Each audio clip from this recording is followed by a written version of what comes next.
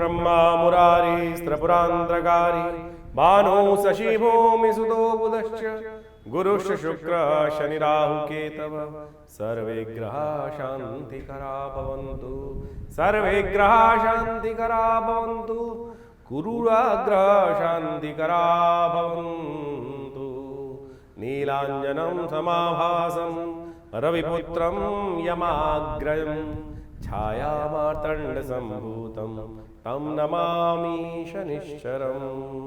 नमस्कार, स्वागत है आपका आचार्य वाणी में। मैं आचार्य डॉक्टर विक्रमादित्य आपके साथ हूँ।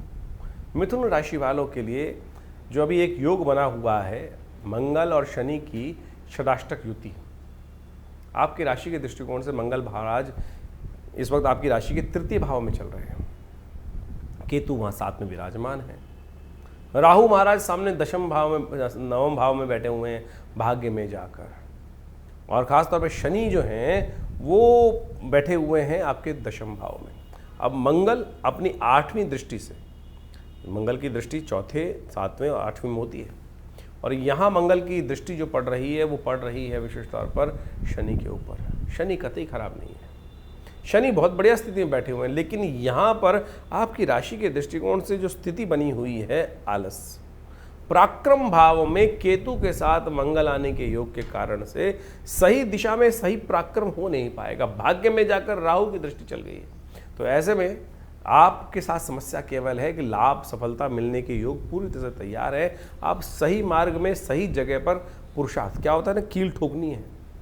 कील ठोकने के लिए हथौड़ी जब चले तो क्या होता है कि मानसिक तौर पर एक बिल्कुल तारतम्य में बैठ जाना चाहिए, हाथ बिल्कुल ऐसा पड़ना चाहिए कि जो कील की टोपी पे पड़े तो वो कील बिल्कुल सीधी तरह से कम एफर्ट में घुस जाएगी नीचे।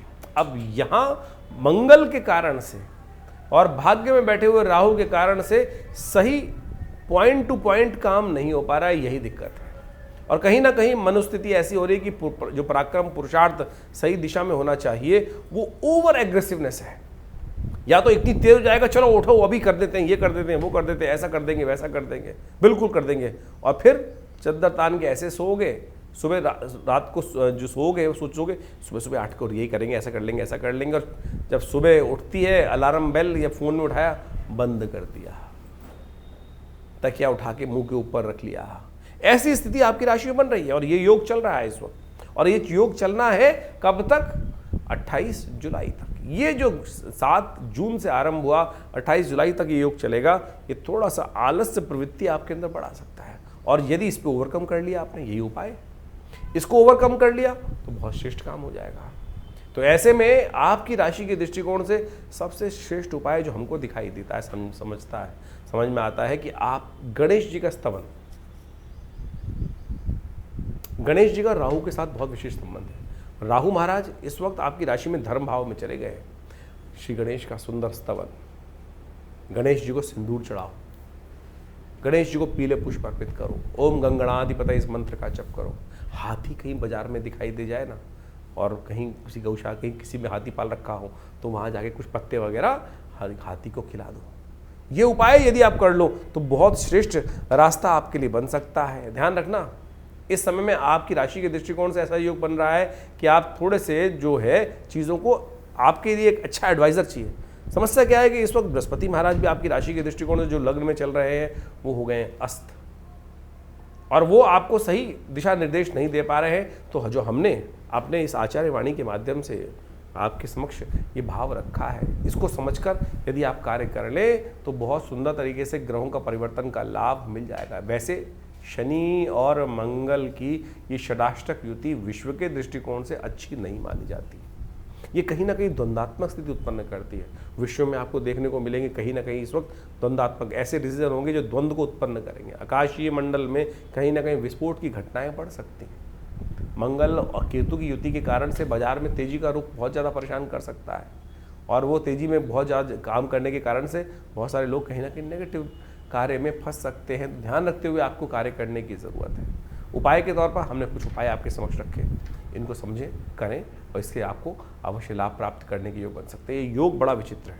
तो इस प्रकार से शनि मंगल का जो परिवर्तन का योग है, षडाष्टक योग है, इसका आपने महत्व समझा। देखिए, इस महत्व को आपने समझ तो लिया, लेकिन ये गोचर का प्रभाव है।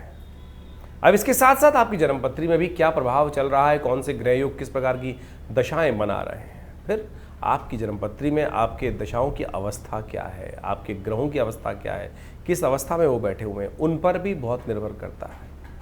आपकी राशि कौन सी है, लग्न कौन सी है, राशि के हिसाब से तो हम बता ही रहे हैं आपको, लेकिन इसके साथ साथ आपकी जन्मपत्री के दृष्टिकोण से कौन सी राशि प्रभावी है। कई बार किन्हीं व्यक्तियों कुंडलियों में लग्न कुंडली प्रभावी होती है, जो लग्न दिन में करीब करीब 12 लग्न होती हैं और 12 राशियों के साथ 12 लग्न बन जाती हैं, तो उनका भी बेहद बड़ा अद्भुत महत्व होता है। राशि तो करीब करीब 2.5 दिन 2 से 2.5 दिन तक एक बार में परिवर्तन, चंद्रमा के अनुसार से परिवर्तन का योग बनता है। तो कई बार कई लोगों का प्रश्न आता है कि हमारी राशि का कॉन्सेप्ट हमसे मिलता नहीं है। देखिए, उसके कारण से देखना पड़ेगा कि आपकी जन्मपत्री में क्या वो लग्न राशि या जन्म राशि या चंद्र राशि, सूर्य राशि, कौन सी राशि से प्रभावित कुंडली आपके लिए उपयुक्त है, किसको कौन सा आपको देखना चाहिए। नाम के हिसाब से एक अलग राशि होती है, जन्म के हिसाब से अलग राशि होती है, लग्न राशि अलग होती है, कारकांश की राशि अलग होती है। इन सब का अद्भुत महत्व ज्योतिष के दृष्टिकोण से देखा जाता है और इन सब की सूक्ष्म विवेचनाओं की आवश्यकता होती है। इसके साथ साथ गोचर के ग्रहों के साथ साथ आपकी जो दशाएं, अंतरदशाएं जो चल रही हैं, उनको भी अच्छे रूप से समझना चाहिए। कई बार गोचर बहुत प्रभावी है और बहुत अद्भुत लाभ देने के योग बना रहा है, लेकिन अंतरदशा, दशाएं, बाकी सब ग्रहों की अवस्थाएं अंदर जो इंटरनल कुंडली में है वो ठीक है ही नहीं। अब किसी की कुंडली में अद्भुत धन लाभ का योग बन रहा है राशि के दृष्टिकोण से, लेकिन मूल जन्मपत्री में यदि दरिद्र योग बना हुआ है, किमुद्रम योग बना हुआ है, तो उसमें गोचर का प्रभाव कर क्या लेगा। तो इसलिए गोचर के दृष्टिकोण से आपके साथ साथ बहुत सारे ज्योतिष के जो प्रभाव हैं, उन सबको एक साथ अनुसंधान कर उनकी विवेचनाओं की आवश्यकता होती है और फिर उन जन्मपत्रियों के अनुसार से विवेचना कर कर प्रस्तुत किया जाए तो बिल्कुल चमत्कारिक प्रभाव उपस्थित होता है। उपाय भी बड़े ज़बरदस्त हैं। बहुत सारे लोगों का तथाकथित तौर पे कहना है कि भाई कौन से उपाय किए जाएँ, कितने दिन उपाय किए जाएँ, कितनी संख्या में उपाय किए जाए। देखिए, जीवन जो है वो कर्म का खेल है, सुख दुख जो है वो कर्म के खेल माने जाते हैं। जितने दुष्कर्म होंगे उतना दुख ज़्यादा होगा, जितने शुभ कर्म होंगे उतना सुख ज़्यादा होगा। जब आपके जीवन में शुभ करने के बावजूद भी कहीं ना कहीं दुख डेरा डाले हुए हैं, तो समझ लीजिए अभी दूसरे पलड़े में, तराजू के 2 पलड़े होते हैं ना, एक में जो शुभ कर्म का आप आहुतियाँ दे रहे हो वो कम है, दूसरे में पता नहीं कितना भार पड़ा है। ज्योतिष की जन्मपत्री के माध्यम से हम उस प्रभाव को जान सकते हैं कि कितना आवश्यकता है।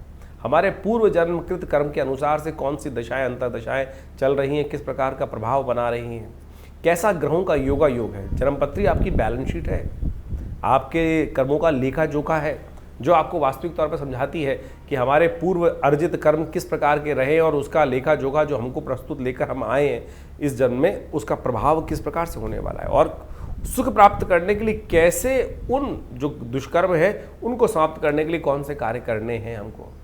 आप सपोज जन्मपत्री दिखाने एक व्यक्ति आया है मेरे पास, बहुत सारे लोग जन्मपत्री दिखाने आते ही रहते हैं। हमने एक हमारे आश्रम के पास ही एक व्यक्ति रहता था, उसकी जन्मपत्री थी, जन्मपत्री देखी और जन्मपत्री में एक उपाय बताया कि एक काम करो, तुम हनुमान जी को चूल्हा चढ़ाने आया करो।